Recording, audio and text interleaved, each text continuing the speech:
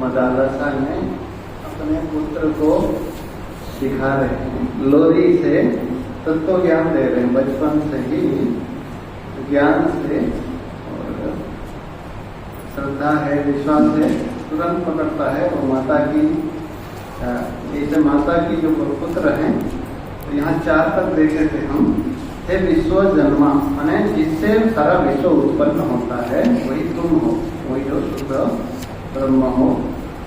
अभी 5 नंबर देखिए, कंचुके शीर्यमाणो निजेस्मिन्, कंचुके शीर्यमाणो निजेस्मिन्, तस्मिन् देहे मूढतामाव्रजेता, तस्मिन् देहे मूढतामाव्रजेता, शुभाशुभैकर्मभिर्देहमेतन्, शुभाशुभैकर्मभिर्देहमेतन्, मृदादिभिः कंचुकस्तेऽपि नद्धः, मृदादिभिः कंचुकस्तेऽपि नद्धः, निजेस्मिन् तस्मिन् देहे मूढतामाव्रजेता, शुभाशुभैकर्मभिर्देहमेतन्, मृदादिभिः कंचुकस्तेऽपि नद्धः। कंचुक मतलब शरीर में जो चोला है, इसको हम बदलते हैं, जो जाति स्मरण होते हैं, पूर्व जन्म का याद है, तो 1000 शरीर हम बदल चुके हैं। तो ये भी एक चोला है, जैसे शरीर में कपड़ा बदल देते हैं। कंचुके शीर्यमाण, ये नष्ट होने वाला है, प्रति क्षण नष्ट होता है शरीर जो, और जिसका 100 साल है ना, हर क्षण में वो घटता जाता है, इसको डेप्रिसिएशन बोलते हैं कमर्शियल भाषा में। तो शरीर समय के साथ नष्ट होता है, प्रति क्षण उसका घटते जाता है। निजेस्मिन् अस्मिन् देहे, अपना जो शरीर है, मूढ़ताम मां व्रजेथा, मोह का प्राप्त मत हो। माने मोह क्या है? अनात्मा में आत्मा बुद्धि, आत्मा बुद्धि है। ये शरीर हमारा आत्मा नहीं है, जैसे कपड़े में बुद्धि हो जाता है। अरे मजाक करते थे हम, भाभी लोग को हम तो साड़ी का प्रशंसा कर देते हैं। हम बोलते हैं भाभी जी आपका साड़ी बहुत अच्छी है, बोले थैंक यू बोलते हैं। हम बोले आपको थोड़ी प्रशंसा किया, साड़ी की प्रशंसा की। तो शरीर जो है अच्छा है बुरा है उससे कोई मतलब नहीं है, लेकिन इससे आत्मबुद्धि नहीं होना चाहिए कभी भी। जैसे तो वो ठीक वैसे शुभाशुभै कर्मभिः देहमेतत्, ये शरीर पुण्य और पाप से बना हुआ है। शुभैराप्नोति देवत्वं निषिद्धैः नारकीं गतिम्, तो शुभ कर्म से देवता शरीर मिलता है और निषिद्ध कर्म से नारकीय शरीर मिलता है, नरक हो चाहे पशु पक्षी। और वहाभ्याम पुण्य पापाभ्याम मानुषम तबते वसम, पुण्य पाप दोनों मिला है तो मनुष्य शरीर मिलता है।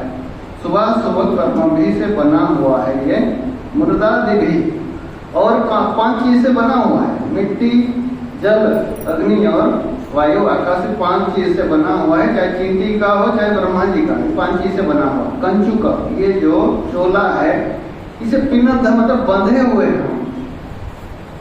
ये शरीर हमको बांधा नहीं है, हम शरीर से बंधे हुए हैं अपने आसक्ति के कारण। जैसे दधीची है, मांगे तुरंत देती है, दधीची को मांगे शरीर तुरंत देती है।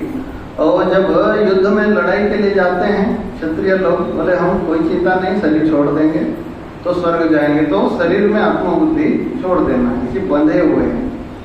तो जब तक बंधन काटेंगे नहीं तब आगे नहीं बढ़ सकते। नहीं तो पहला अन्नमय कोश से ही आत्मबुद्धि पहले ही, यही 99% बंधन है स्थूल शरीर में आत्मबुद्धि, इसमें बंधे हुए हो। तो इसको क्या क्या कहते हैं? 6 नंबर, ताते किंचित् तनयेति किंचित्, ताते किंचित् तनयेति किंचित्, दम्भेति किंचित् दैतेति किंचित्, दम्भेति किंचित् दैतेति किंचित्, ममेति किंचित् न ममेति किंचिन्न ममेति किंचित् त्वम्भूत संघं बहुमानयेथाः भूत संगम बहुमानयेता तो माता तातेति किंचित् उच्चारण करें, ठीक है, हाँ। तातेति किंचित् तनयेति किंचित् नम्बेति किंचित् दयितेति किंचित् ममेति किंचित् न ममेति किंचित् त्वं भूत संगम बहुमानयेता। सात में पिताजी, हाँ, कभी बहुत बार हम पिता बने और किंचित तनये किंचित तने मने बेटा भी होते हैं। एक व्यक्ति पुत्र के दृष्टि से पिता है और अपने पिताजी के दृष्टि से बेटा भी है। ये क्या है, इसको अपेक्षिक कहा जाता है। हम वास्तव में न पुत्र है न पिता है। पिता के दृष्टि से पुत्र हैं और बेटा के दृष्टि से पिता है। ये तो बहुत बार हम बन चुके हैं। ये हमारा असली स्वरूप नहीं है। जो असली स्वरूप होता है कभी बदलेगा नहीं। ये अग्नि गर्म है तो गर्म है, हर जगह गर्म है। और जो सोना है तो भारत में भी सोना है और अमेरिका में भी सोना है, चाहे चंद्रलोक चले जाइए वहां भी सोना है। जो सत्य है बदलता नहीं है। ये पारिभाषिक शब्द है। कभी पिता बनते हैं, कभी पुत्र बनते हैं और ये वास्तविक नहीं है। तातेति किंचित तनयति किंचित अम्बेति किंचित, अम्बा माने माता जी, कभी हम माता बनते हैं और अम्बेति किंचित दयितेति किंचित, दयिता मतलब स्त्री, कभी स्त्री बनते हैं और कभी माता बन जाते हैं। तो वास्तविक हमारा स्वरूप क्या है? शरीर कुछ नहीं होता है, ना माता है ना पिता है, ना वो पिता माता की दृष्टि से बेटी है और बेटा की दृष्टि से माता है और पति की दृष्टि से पत्नी है और किसी के दृष्टि में चाची है। सब अलग अलग हजार संबंध है। वास्तविक क्या है? जो शरीर तो शरीर है, कुछ नहीं होता है। नाम ये अपेक्षिक होता है, ये वास्तविकता नहीं है। और एक चीज है, हम बहुत बार पुरुष बने और स्त्री भी बने। आता है भागवत में, है ना, चित्रकेतु का। पिछले जन्म में राजा था तो बाद में फिर कहीं रानी बन गया। तो ऐसे पुरुष स्त्री तो बदलता रहता है। वास्तविक हमारा ये पहचान नहीं है। जैसे घर बदलते हैं ना, कहते हैं वो रोहतक वाले बोलते हैं, और कभी यहाँ से ट्रांसफर हो गया है ना, घर दिल्ली में मकान बना, दिल्ली वाले हो गए, कभी मुंबई वाले हो गए। तो घर जैसे बदलते हैं, ये कंचुक जो है चोला बदलते हैं वास्तव में। और क्या है, ममेति किंचित न ममेति किंचित। कभी कहते हैं ये मेरा शरीर है और जब पुनर्जन्म होता है तो उस समय ये मेरा नहीं है कहते हैं।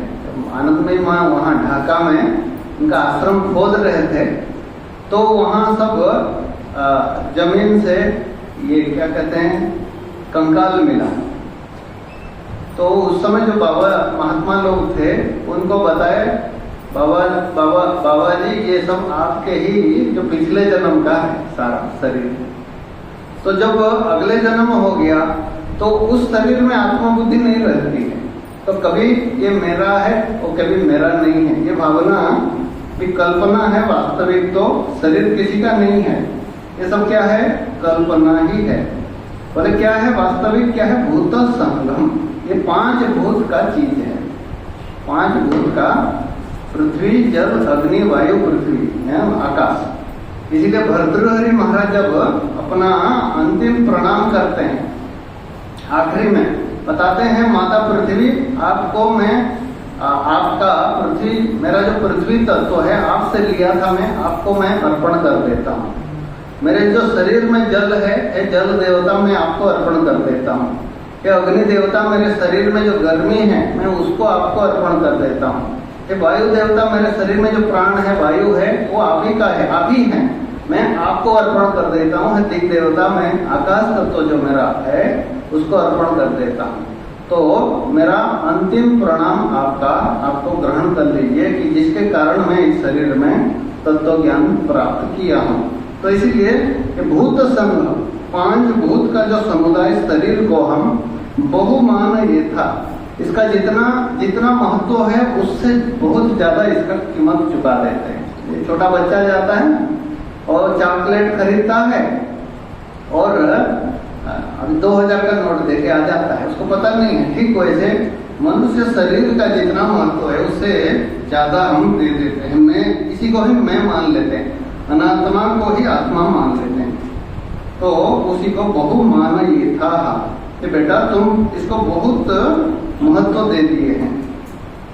सुखानि दुःखोपभोगाय भोगान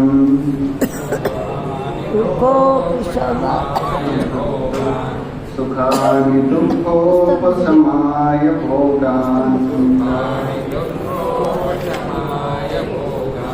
सुखाय जानाति विमूढचेता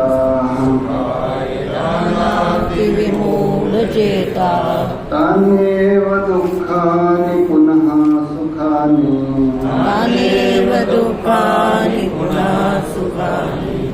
जानाति विद्वान् विमूढचेता सुखानि दुःखोपशमाय भोगान् जानाति विमूढचेता तान्येव दुःखानि पुनः सुखानि जानाति विद्वान् विमूढचेता। तो सुख जो है वो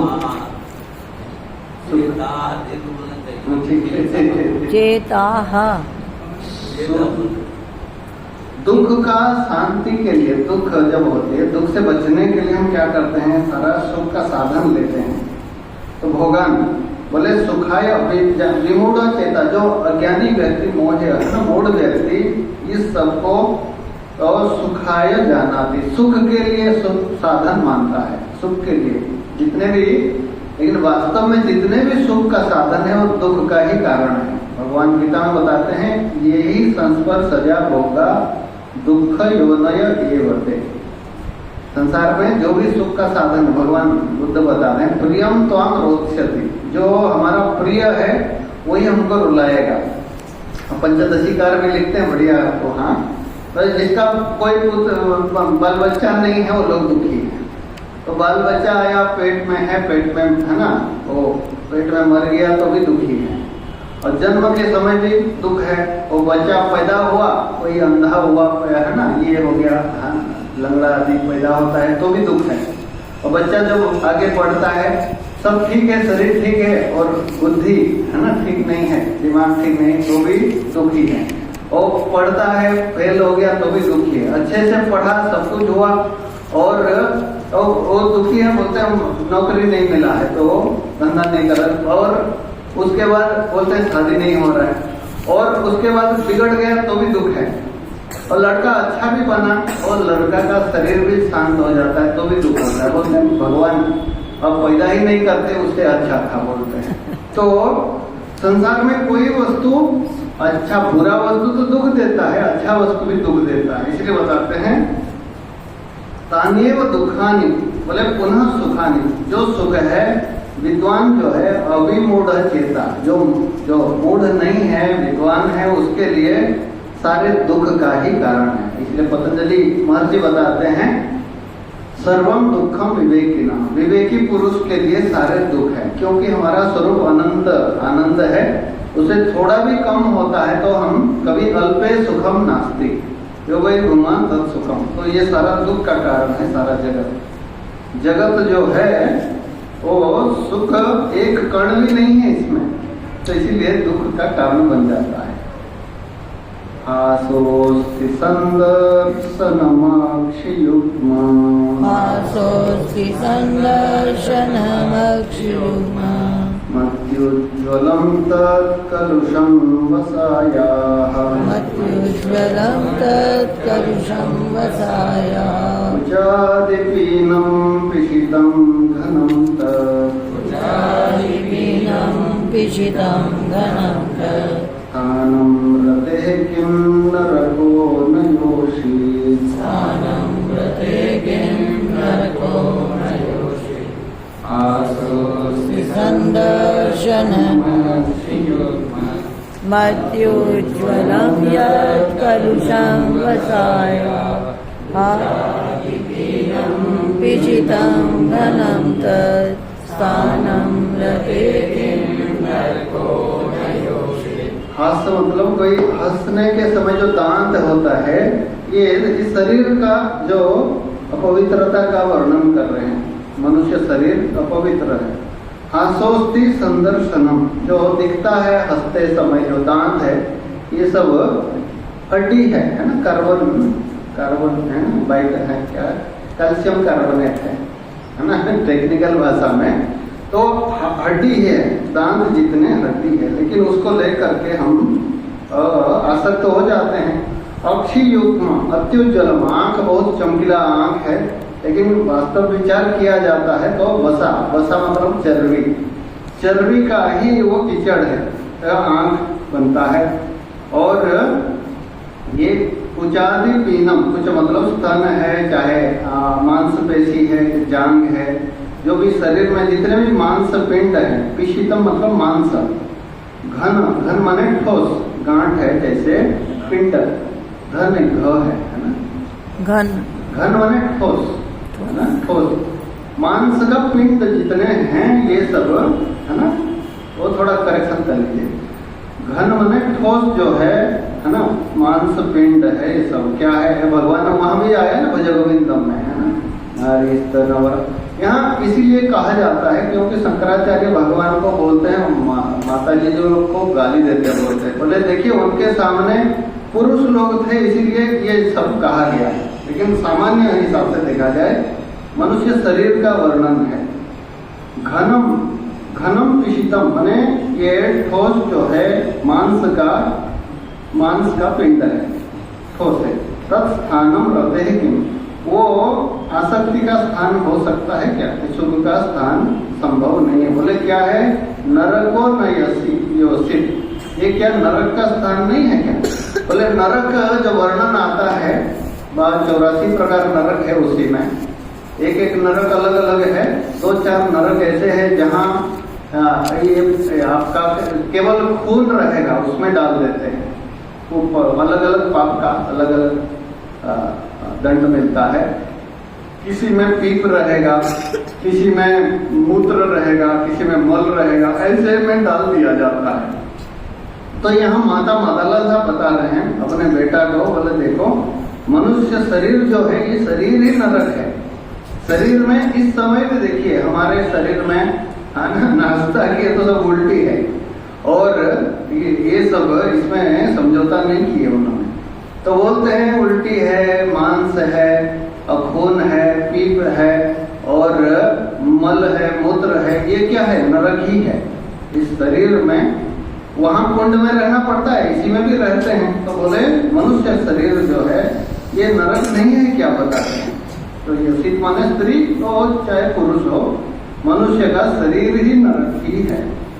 और इसीलिए ये बताया गया है इस शरीर में हम आसक्त हो जाते हैं। जब विचार किया जाता है मनसी विचिंतय वारम वारम नारीस्तनवरनारिदोषम दृष्ट्वा मागा मोहावेशम, तो मनुष्य शरीर में आसक्ति नहीं होगी जब विचार करेगा। विचार से ही आसक्ति होती है। इसीलिए माता ने अपने बेटे को बता दिया, यानम क्षितौ तत्र गतश्च देहो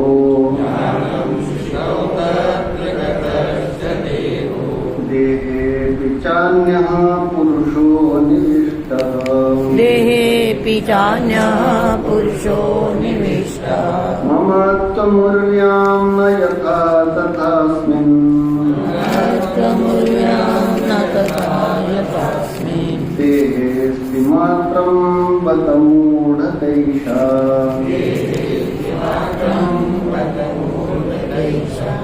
ज्ञानं शितौ तत्र गतश्च देहो देहे पिचान्यः पुरुषो निविष्टः, अमूर्व्यां न यथा देहे मात्रं च विमूढतैषा।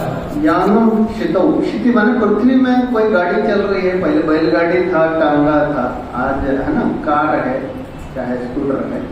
गाड़ी चल रही पृथ्वी पर चढ़ रही, जो गाड़ी भी है वो पृथ्वी तत्व है ना, पृथ्वी का, चाहे है ना लोहे का हो चाहे लकड़ी का हो। क्षितौ माने पृथ्वी में यान मतलब गाड़ी चल रही है। ततश्च तत्र गतश्च देह, तो गाड़ी के ऊपर ये शरीर बैठा हुआ है और ये रघुगण का प्रसंग आता है, वो राजा रघुगण और जड़भरत जी का उपदेश। तो बोलते हैं ये पृथ्वी पर गाड़ी है, गाड़ी भी पृथ्वी तत्व है, गाड़ी के ऊपर शरीर बैठा हुआ है हमारा, वो भी पृथ्वी तत्व है, और शरीर के अंदर जो बैठा है पुरुष बैठा है। तो पूरी शयनाथ पुरुष, ये शरीर में पूरी कहते हैं, उसमें रहता है, इसके पुरुष है। ततश्च देह देहे भी चान्य पुरुष निविष्ट, शरीर के अंदर और दूसरा एक पुरुष रहता है। 1000 शरीर बदलते हैं हम तो, लेकिन क्या होता है, पृथ्वी पर मैं नहीं बुद्धि होता है, कोई नहीं कहता है कि मैं पृथ्वी हूँ, गाड़ी को भी कोई नहीं कहता मैं हूँ करके, लेकिन ये शरीर भी पृथ्वी तत्व है, तो उसी को मैं कर देते हैं। ममत्वम पूर्व्यम, पूर्वी मतलब पृथ्वी, पृथ्वी में न यथा, जैसे ममत्वम न यथा, जैसे ममत्व नहीं है ठीक वैसे तथा अस्मिन देह, इस शरीर में भी, तो शरीर क्या है, मिट्टी ही है, तो इसलिए इसी में भी है ना, अति मात्रम, ज्यादा ममत्व कर लिया तो क्या है, मूढ़ता। ऐसा माने इसको मूढ़ता कहा जाता है, उसमें उसको जोड़ दीजिए, अति मात्रम एक कर दीजिए, है ना। और वत में हलंत आएगा, क्या देहेति मात्रम, वत अति मात्रम अलग है ना। अति मात्रा में ममत्व कर लेना, इसी को ही मूढ़ता कहा जाता है। नहीं, वत शब्द जो है, वत अपने वास्तव में हिंदी, हाँ, वत अलग है, अति मात्रम जोड़ना, वत शब्द, वत वास्तव में, अति मात्रा में, वत माने वास्तव में, शरीर में अति मात्रा में आसक्ति कर लेना, ममत्व कर लेना, इसी को ही मूढ़ता कहा जाता है। अनात्मा को मैं मान लिया, अपने चोले को ही मैं मान लिया कोई व्यक्ति, तो उसी को ही मूढ़ता कहा जाएगा। ठीक वैसे ये शरीर में अति मात्रा में ममत्व कर लेना, उसी को मूढ़ता कहा जाता है। तो ये क्या बोले, हाँ, तो ये उपदेश जब दिए तो पहला बच्चा, तो वो पहला बेटा विक्रांत थे, वो धीरे धीरे बड़े हुए, ज्ञानी हो गए, वो चले गए बोले हमको राजा बनना नहीं है, कुछ नहीं है, और विरक्त हो गए, चले गए।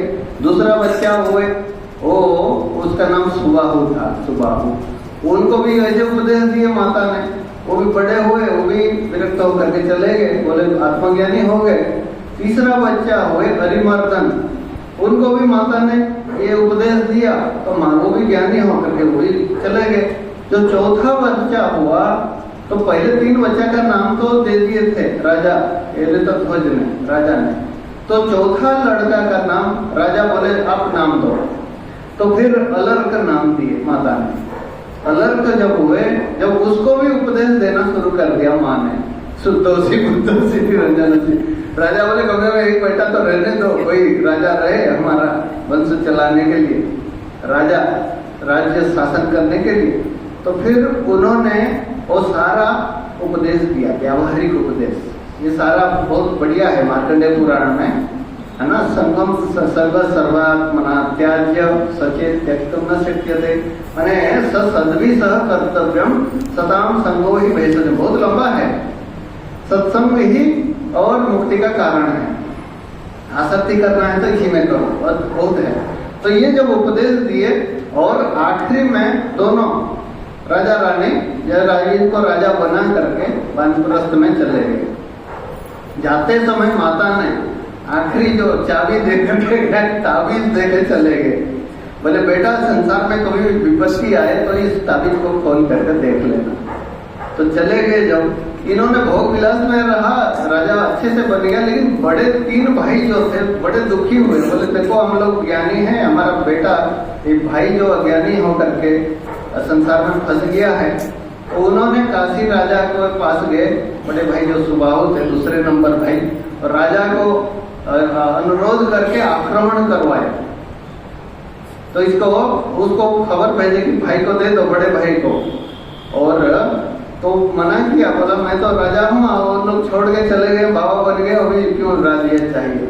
तो फिर जब आक्रमण करने लगे, तो बहुत बड़ा सेना थी काशी का इनके सामने, तो इन्होंने फिर सोचा कि चारों तरफ जब घिर गया तो सोचा माता जी जो उपदेश दी थी, आखिरी उपदेश, उसको देख लेते हैं। उसको जो ताबीज खोल के देखा तो लिखा है ये ना सताम संगो ही भेषज, मतलब जो संग सर्वात्मना त्याज्य, तो सत्पुरुषों का संग करना चाहिए। उपदेश भी लिखा था, तत्वज्ञान तो हुआ उसको।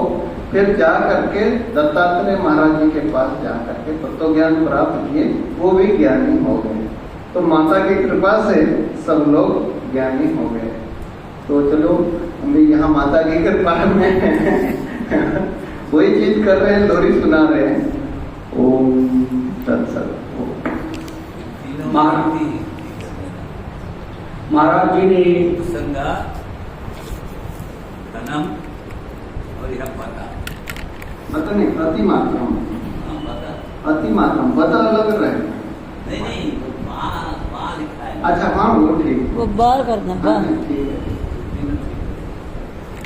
और बोलिए, बाद में कर लेंगे।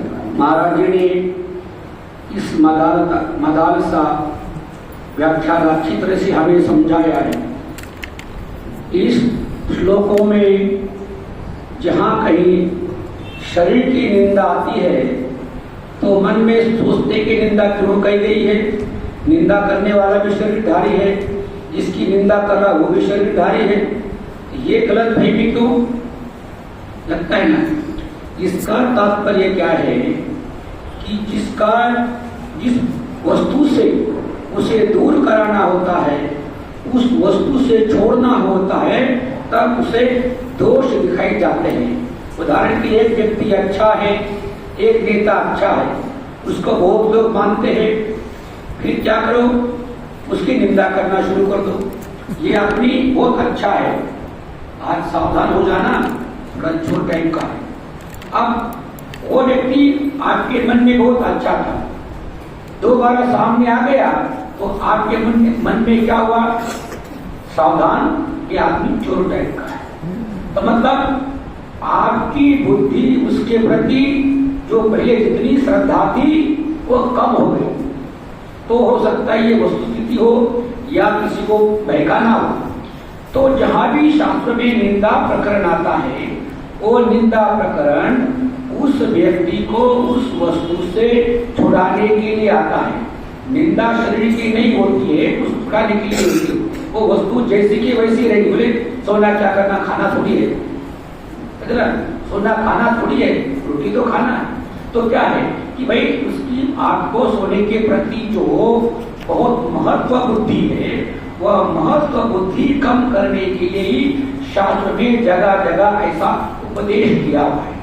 उपदेश किया जाता है मित्रवत, उपदेश किया जाता है पुत्रवत, अभी उपदेश कहता है राजकांतावत। जैसे एक पत्नी होती है, पति भोजन करता है, बोले क्यों, मैं परसों उनके घर में गई थी तो उनके घर में बहुत अच्छी साड़ी लाई थी और अच्छे देखी मैंने, और उनके घर में मैंने बहुत अच्छा वो सामान भी देखा है।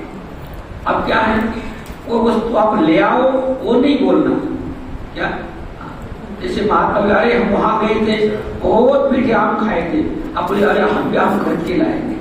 ये उपदेश करने के तरीके थे। राजा एक बात मानो, नहीं तो डंडा मानो, इसे कहते राजोपदेश। ये जो उपदेश होता है ये निंदा होती है कि वैराग्य बोध कराने के लिए, उस वस्तु को छोड़ने के लिए। इसका अर्थ ये नहीं कि शंकराचार्य इसके दुश्मन थे, दुश्मनी नहीं। इसका एक भी तात्पर्य होता है, कोई किसी की निंदा करता हो, चाहे राजनेता हो, चाहे वो संत हो, चाहे कोई व्यक्ति हो, उसका एक ही तात्पर्य होता है कि उससे आपको दूर करना है, ये नियम होता है।